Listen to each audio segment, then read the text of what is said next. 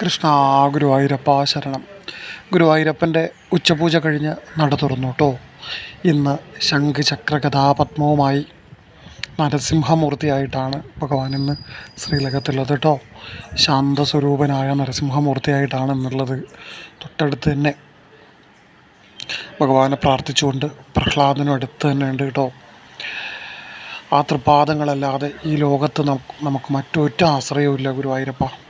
ആ ഭഗവാനല്ലാതെ നമുക്ക് മറ്റൊരു അഭയവുമില്ല നാരായണ.